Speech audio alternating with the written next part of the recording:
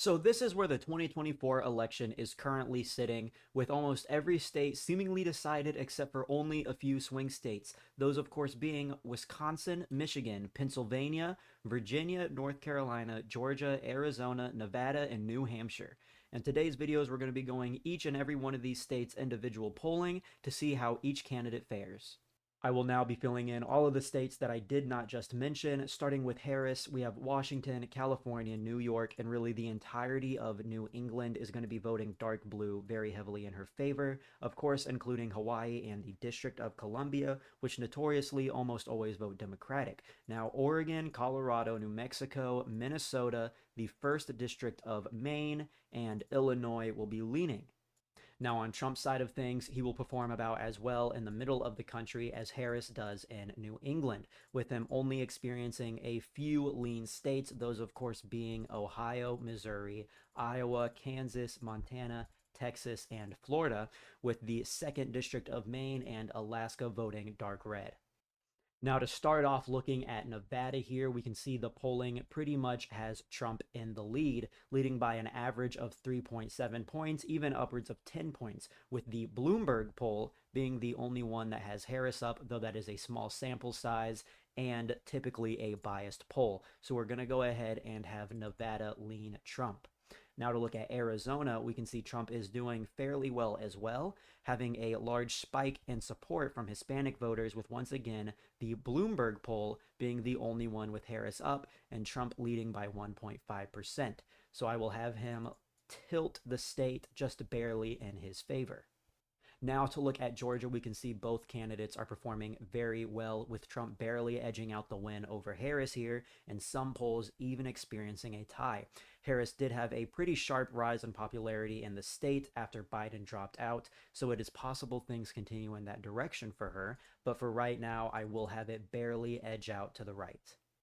Now, to look at North Carolina, we can see pretty much Trump is leading in every single poll by a considerable amount, with even the Bloomberg poll having him up by 2 points. So that means we're pretty much just going to have it lean to the right, no need to make it tilt. In regards of Virginia, however, Harris is doing much better than Trump, up by about 2.6 points, and seems as though it's stagnated. Perhaps there's not been any recent polls in the state, so if anything new comes out, it is possible that that subject could change. But for now, we're going to have the state tilt towards the left. Now, to look at New Hampshire, we can see that Harris is performing very well here, leading by an average of 5.7 points and upwards of 7 in the UNH poll. So it's pretty obvious that New Hampshire will more than likely follow suit with the rest of New England. Now, to look at Wisconsin, one of the 3 remaining states. These are considered the Rust Belt states, and I have seen reports saying that if you live in one of these states, your vote is up to 30 times more important than a state that's pretty much already decided, like South Dakota for Trump or California for Harris.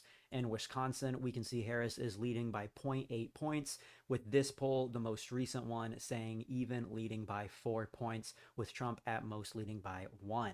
You can see that she had a very sharp rise in popularity and is doing much better than Biden is here, so we are going to have Wisconsin lean to the left. Now, to look at Michigan, we can see that Harris is doing very well here, leading by an average of 2.4 points and leading by upwards of 11 in the Bloomberg poll, which, like I said before, is likely an exaggeration, but still very good. Older polls did show a tie or a slight win by Trump by 1 or 2 points, but as you can see here, ever since Biden dropped out, she went up, he went down, as the people of Michigan seemingly prefer Harris to either Trump or Biden. Now, to look at Pennsylvania, the final state and seemingly the deciding vote in this election. It has a pretty significant 19 votes in the Electoral College, and we can see Trump is winning by just under 1%, with the newest poll showing Harris winning by 4%, even though every other poll shows Trump up. Even the Bloomberg poll has Trump winning by 4. Now, Harris did not pick Shapiro to be her vice presidential pick, and though that could have swayed things, chances of that are unlikely, because at most, based off the research that I have seen, picking the governor of a state only gives you about a 2% boost in that state. So that means for right now, I'm going to have it just barely leaning to the right, which means based off of my calculations and the polling I am looking at, Donald Trump will be your next president and J.D. Vance your vice president. Though this is a very close election, closer than one we have seen in a very long time, chances are Harris still could win. Now, let me know in the comments, guys, who you want to win, whether you want for Harris to win or Trump to win or a third party candidate like Cornel West, Jill Stein, or Kennedy. So let me know down below. Make sure to like and subscribe, and I will see you guys in the next polling video.